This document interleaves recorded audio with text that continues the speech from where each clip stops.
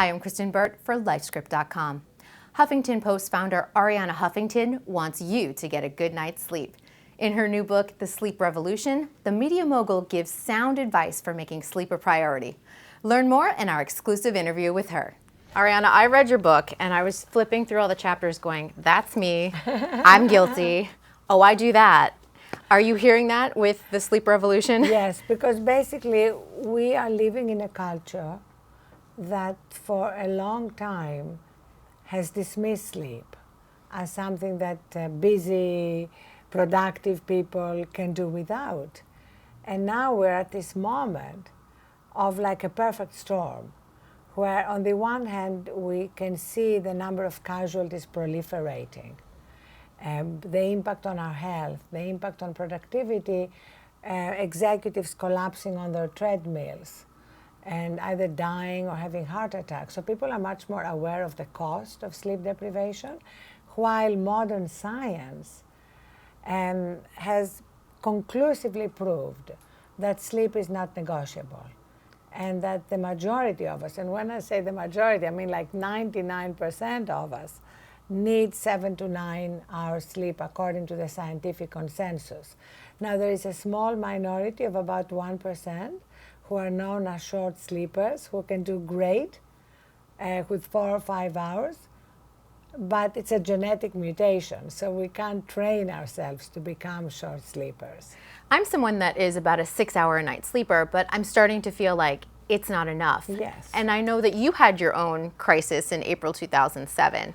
Yes, exactly. 9 years ago, I actually collapsed from sleep deprivation and burnout and hit my head on the way down, broke my cheekbone. And that was the beginning of my, first of all, looking around and recognizing that there are millions of people like me around the world.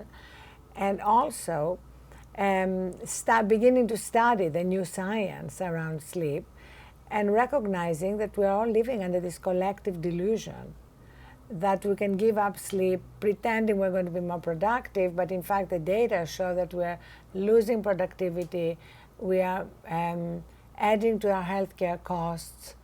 In fact, sleep deprivation cost the economy $63 billion last year. That's astonishing. Yeah, it's astonishing because it goes right against what we hear all the time, you know, congratulating people for working 24/7, men especially, priding themselves at how little sleep they need, wearing it like a badge of honor.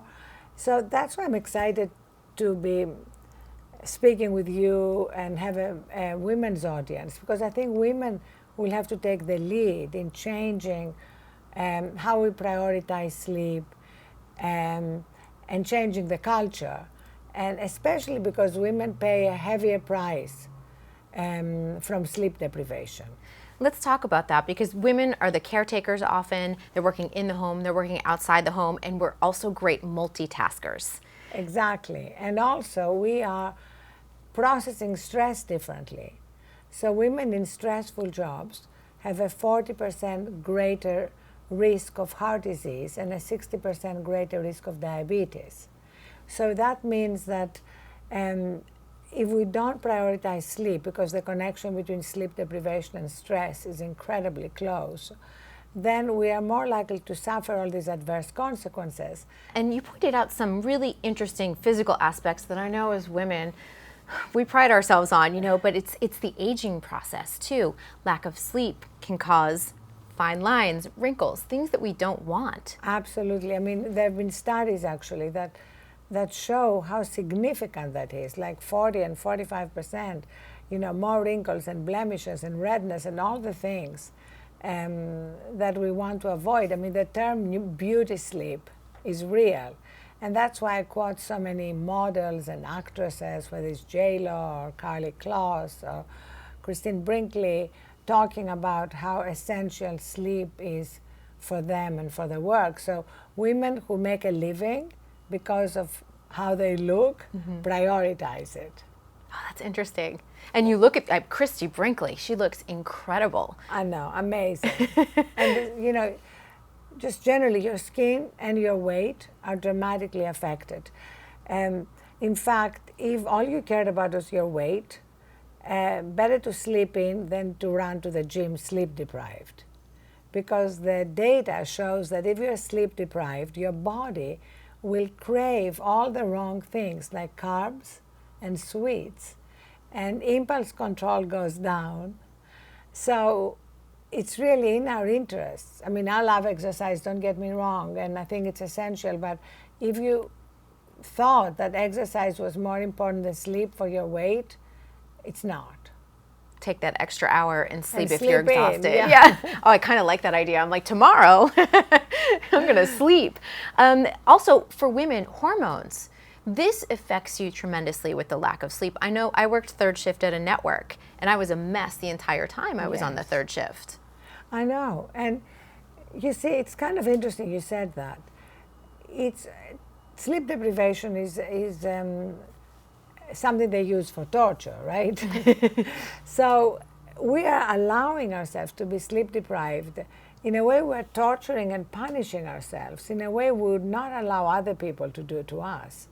And that's why it's essential to first recognize the importance of sleep, and then to recognize that, especially for women, what they tell us on airplanes is completely true. You know, put your own oxygen mask first. Mm-hmm. And then you're going to be better at your job, and better as a mother, and better as a colleague, and everything gets better. That makes a lot of sense, and sometimes we don't think that way.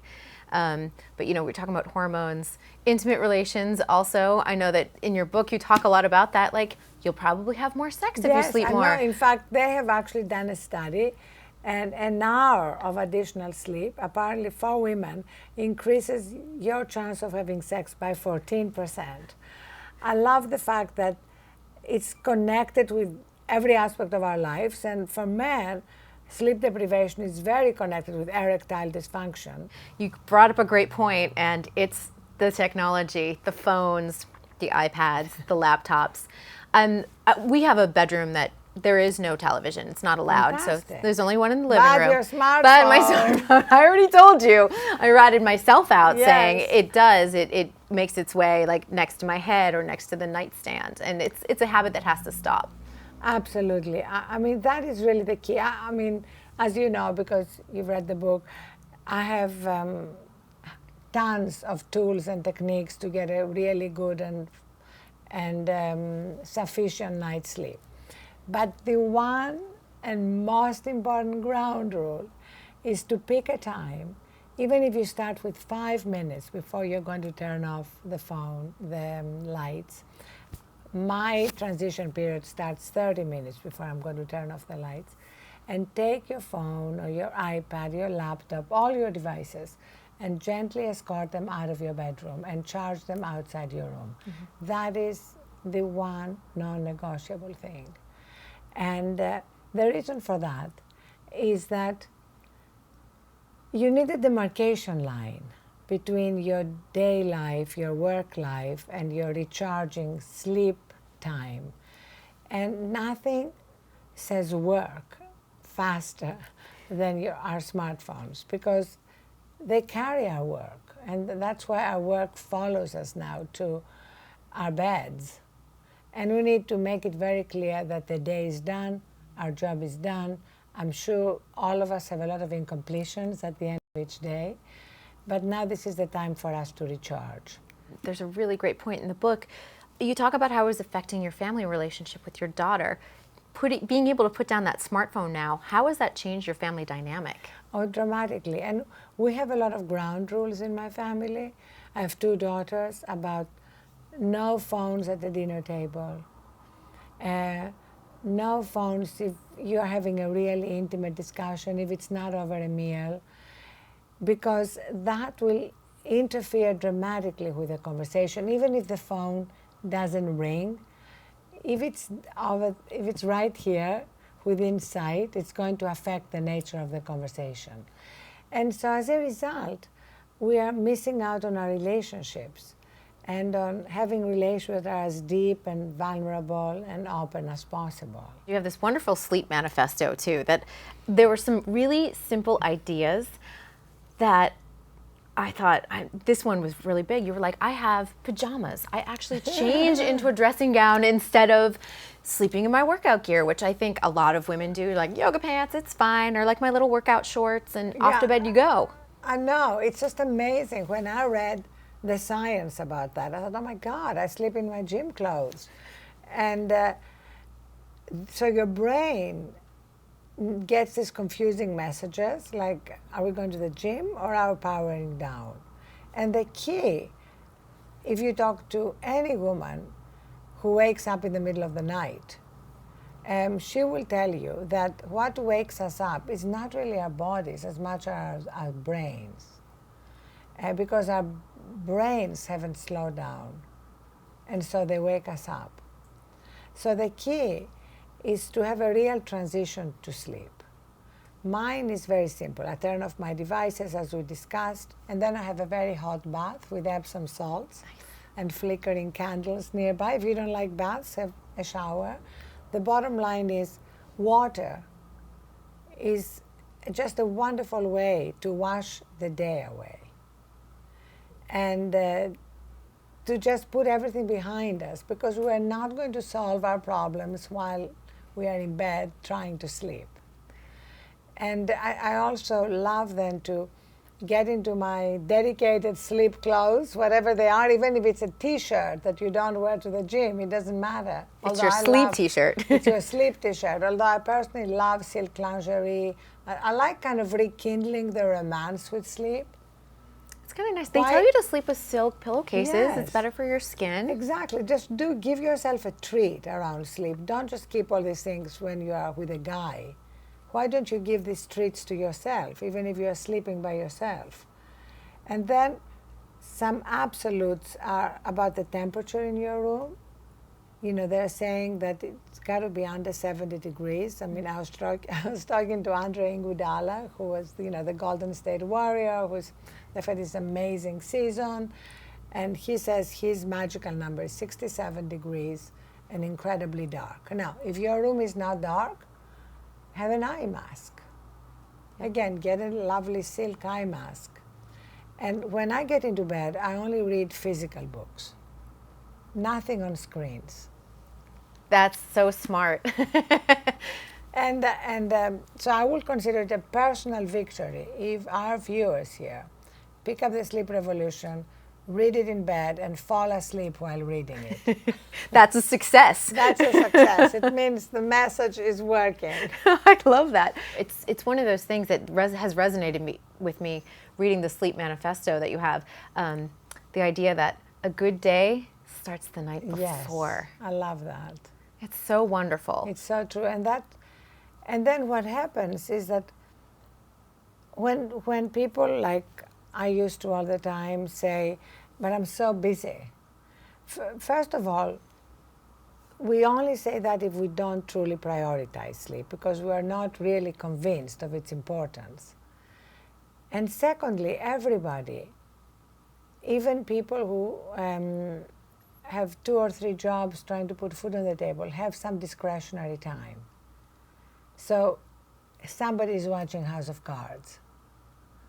I'm willing to give up my favorite show in order to get enough sleep, because I no longer like myself when I'm sleep deprived. I don't like how I am in my life. I don't like how I show up.